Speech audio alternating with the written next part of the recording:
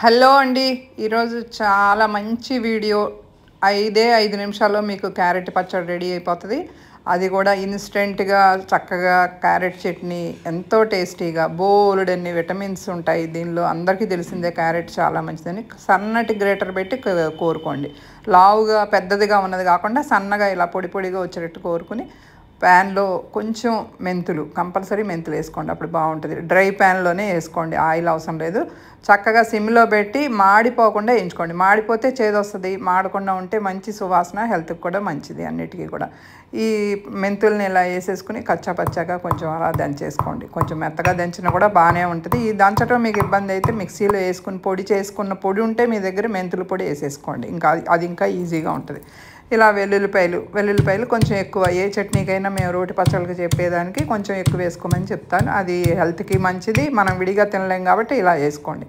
ఇది ఇలా దంచేసేసుకోండి, మరి మెత్తగా కాకుండా దంచి పక్కన పెట్టేసుకుని ఇప్పుడు ఈ క్యారెట్ తురుములో ఒక 2 స్పూన్లు కారం, మీ కారాన్ని బట్టి వేసుకోండి, మీ కారం ఘాటుని బట్టి వేసుకోండి. ఉప్పు, రుచికి సరిపడా ఉప్పు, పసుపు, వీటికి కొలతలు ఏమీ లేవు, సుమారుగా వేసేసుకోండి, తగ్గితే కలుపుకోవచ్చు. ఈ ఇందాక దంచి పెట్టుకున్న వెల్లుల్లిపాయ మెంతుల పొడిది అంతా వేసేసుకోండి.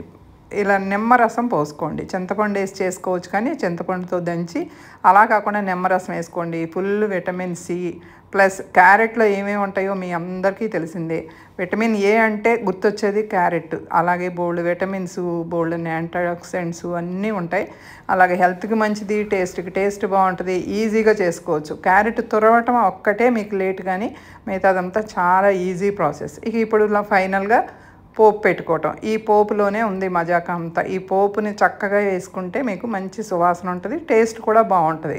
ఈ కారం సువాసనలు అవన్నీ తగ్గించేసి చక్కగా కమ్మదనంతో బాగుంటుంది. ఈ పప్పులు, ఆవాలు, జీలకర్ర ఇవన్నీ చక్కగా వేగిపోయిన తర్వాత మంచిగా ఫ్రెష్గా ఉన్న కరివేపాకు వేసేసుకుని కొంచెం ఇంగ వేసుకోండి. అది మీకు ఇష్టమైతే వేసుకోండి, లేకపోతే స్కిప్ చేసేయండి.